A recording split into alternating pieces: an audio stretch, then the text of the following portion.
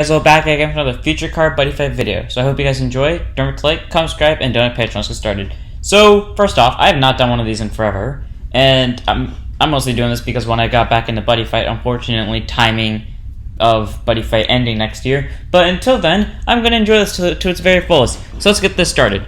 Today is my Darkness Dragon World Black Dragon Serenade deck profile budget. By the way. This is a deck that I've had for a long time, and I have yet to customize, and now I'm customizing it, and from the one test battle I did with it, it did extremely well. So let's go with it.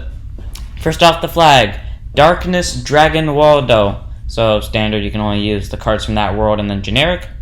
The buddy, Black Death Dragon of Sentence, Abygale. 6k base, 1k defense, 1 critical, size 1.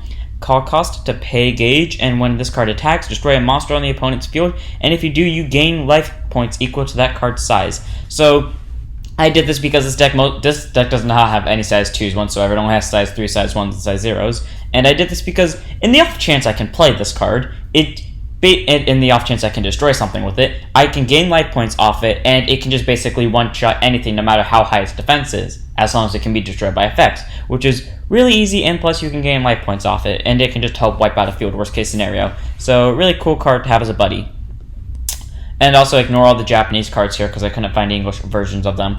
So first off, we got Black Dragon Laurel, our only size 0, 2k power, 1 critical, 1k defense. So when he deals damage to your opponent, you gain 1 life. So they take a damage, you gain a life basically when he is on the field, and then he's at 4. He's useful. This deck does have a good amount of size 3s, and you mostly want to have the size 3s on field. So having this size 0 is really useful, and he does give you life points, and this deck does kind of have like a life point takeaway problem. So I do suggest him at 4 copies, but you don't have to run if you don't want to. But preferably you run this card. Next up is Black Crest Dragon Earlbow at 4 copies, 2k base, 4k defense, critical of 1, size 1. When this card is destroyed, you gain 1 gauge and you gain a life. Then if you have a Black Dragon set on your field, put the top card of your deck into your gauge. This deck has, 11 Black Dragon set cards, counting the impact, so more likely than not, you're going to have a Black Dragon set on your field. So this is a really good card to have in your center, because when it dies, you get a gauge. This deck doesn't really have too much of a gauge problem. So when it dies, you get a gauge, which may or may not fix the problem with your gauge, and then you gain a life point, and then you can get another gauge, which is also helpful. It fixes the gauge, it gives you life points, which your opponent is going to try to take away, so all around a good card. Next up is 4 copies of Black Crest Dragon Van Etchet. I'm not going to lie, I did not know this card existed until I just pulled it from a pack one day, and I was like, oh, this is a good effect, and he's one of the only cards actually shoved into my Black Dragon Serenade deck.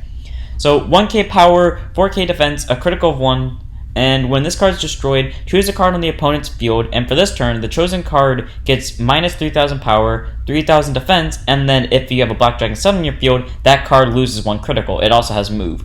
Okay, this deck does run items, but the item can attack even if you have a center, so that doesn't matter. The move part doesn't matter, but it's still useful, because if it dies, something loses 3k power, 3 gauge defense, which means more likely than not, if you for some reason have another monster on the center that they for some reason didn't hit in the first place, now they can't get over it. And even if they can, or even if they got past your center already, the card already lost a crit, which means it's going to hit for less damage. And taking damage in this deck is something you do not want to do, because the impact forces you to wait for 3 turns, and you want to stall out for 3 turns. So you obviously do not want to take damage, you just want to gain life. This card is a really good card to have, so 4 copies. And then finally our buddy, I already went over him, 4 copies of Black Death Dragon of Sentence Abygale, because you always want to run 4 copies in your main deck, and then 1 copy of the buddy in the buddy zone. And then our last 2 monsters, 2 copies of Black Wings of Thunder Empire, Abygale. 6k power, 6k defense, critical of 2, size 3. Pay a gauge to call him. If you have an item equipped, the size of this card is reduced by 1, so it's a size 2. And when this card enters the field, if you have another Black Dragon or Thunder Empire on the field, destroy all monsters on the opponent's field, and he also has move. So the move doesn't matter, unless you want to have Van Etchet on your field with them.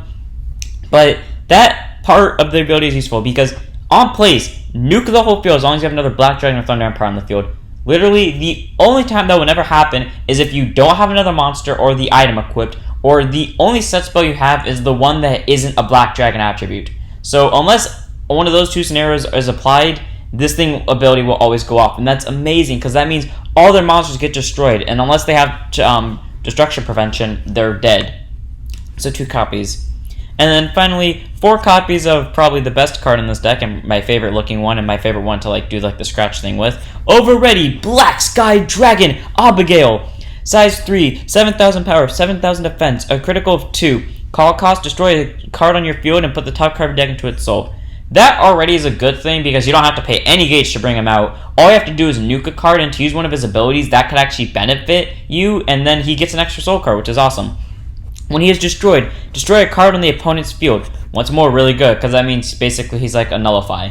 And then Overthrow, an ability that can only be used once per game. Destroy during each player's attack phase. Put a black dragon with set from your drop zone on the bottom of your deck and pay 1 gauge. So once per game, you can during either player's attack phase, you can do that. And during this fight, all cards on the opponent's field lose 5,000 power, defense, and a critical of 1. He has move, double attack, and soul guard. So 1, he's already very aggressive because he can move around, he has double attack, and he has soul guard, and when he dies, he destroys a card on the opponent's field.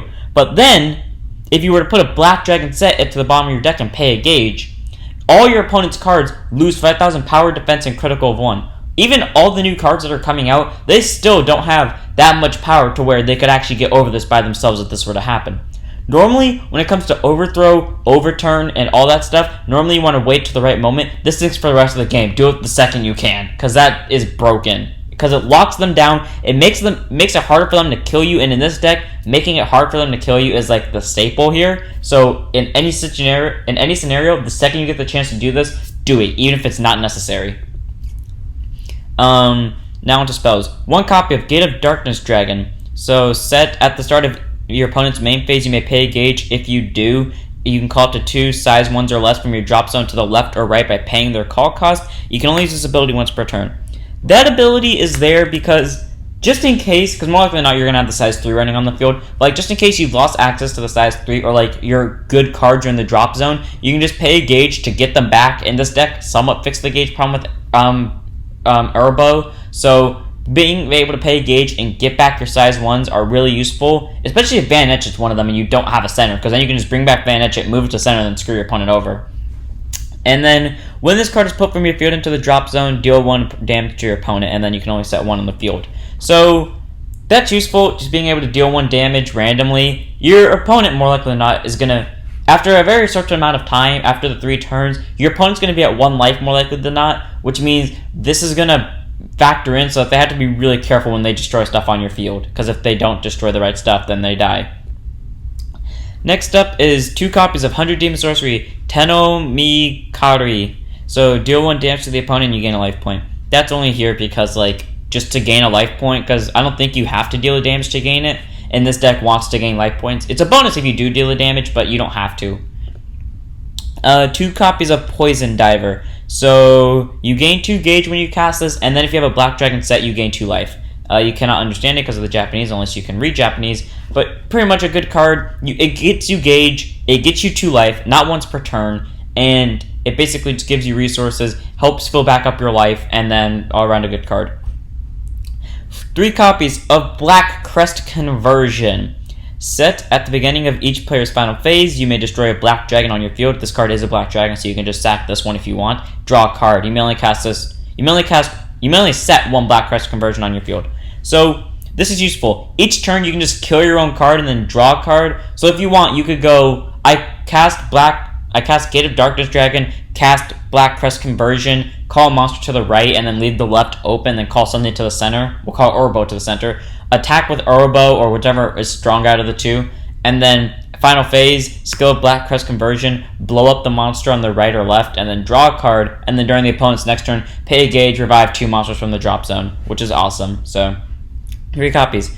Next up, Midnight Shadow, 4 copies. You can only cast a card if you're being attacked.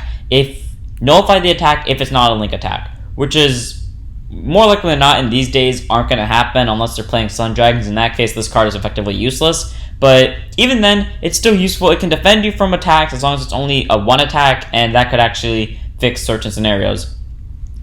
Next up, 4 copies of Black Dragon Shield. You may only cast this card when you are receiving damage and you do not have a monster in the center. Counter, reduce the damage to 0 and you gain a life. Now here's the thing with this. When I was younger, I thought this was a nullify. Because to a technical default it is, but to an actual extent it is not. because it cannot nullify an attack. It is reducing the damage. So say, for example, an Odin card, Ball Dragon, Ball Burst Smasher. Its effect says its attack cannot be nullified. What this thing says is it reduces the damage to 0, which means it's not nullifying the attack, it's just preventing the damage from happening, and then you gain a life. So if you want to screw around with rulings like that, you can. And also, this works on your own cards, I believe. So if you want to cast a card and then take damage for it, but then cast this to not take damage from it, then I'm pretty sure that works. You just can't have a center, which this deck can do as long as you use move every now and then. Next up is 4 copies of Toxic Zone. So you can set as many as you want, and then when this card is set, all your opponent's cards lose 1,000 attack and defense, which means it's easier to hit their monsters. It's harder for them to get over you, and if you combine that with Abygale, it's already hard for them to do anything. And then once per turn, you can, well, not once per turn actually, you can pay 1 gauge and destroy this card if you do deal your opponent 1 damage, which combos with the impact that we're about to get to in a few minutes. But that's still useful, because it weakens their cards, which makes it easier for you to defend and attack. But then, when you use, if you want to stop them from doing certain things, or you just want to deal them damage, pay a gauge, deal them damage. It's that simple. Now to our items. 4 copies of Sickle of Slaughter, Gale Haken. 1k power, 0 crit. It kind of sounds weak, I know, and it costs a gauge to equip, but here's what it does. This card can attack even if you have a monster in your center, so already that's 4 attacks. And all black dragons set on your field cannot be destroyed, and nor returned to the hand by your opponent's card effects, and their souls cannot be put into the drop zone by your opponent's card effects. That's important, because the impact has souls. If it goes to the drop zone, it's dead, which means you can prevent it from being destroyed, which means your opponent cannot touch it unless they're using Destroyer. They cannot drop its souls unless they're using Destroyer. Well, actually, no, Destroyer doesn't even drop those souls. And then finally, they cannot be returned to the hand, which means they can't bounce it, which is awesome. So they would have to get rid of this thing and then get rid of the set spell, which means 2 cards have to be wasted.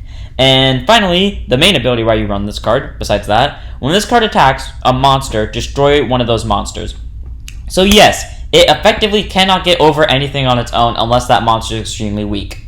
But in exchange, if this thing were to attack something, if the thing can be destroyed by effects, you can use this thing's ability, destroy it by effects. That simple. It wipes out everything in its path. So 4 copies. And then finally, the impact card and the ace card of this deck, and the card this deck is named after, Death Count's Serenade. So you may only cast this card if you have a black dragon monster on your field. Pay 2 life and set this card on your field. At the end of each of your opponent's turns, put the top card of your deck into this card's soul. And if this card has 3 or more souls, it put this card into the drop zone, and if you do, your opponent's life becomes 1. So basically, you wait 3 turns. Well, ideally, you pull this out on your first turn. You wait 3 turns to pass. Well, you survive 3 turns. And then afterwards, you destroy this card. Your opponent's life becomes 1. You use Toxic Zone, Tennomimakari, or just rush the shit out of them with literally anything else in this deck, and then they're dead. Which is simple. All you have to do is survive for 3 turns, and that's it. Unfortunately, you have to lose 2 life, which may end up putting you too close to impact range. Note to self, don't use this against Prism Dragons if your life is about to become 5, because they will kill you with this. So, that was the deck. I hope you guys enjoyed. Don't forget to like, comment, subscribe, and donate to the Patreon, and I'll see you all in the next one. Don't forget to raise your flags. You too, Busher Road.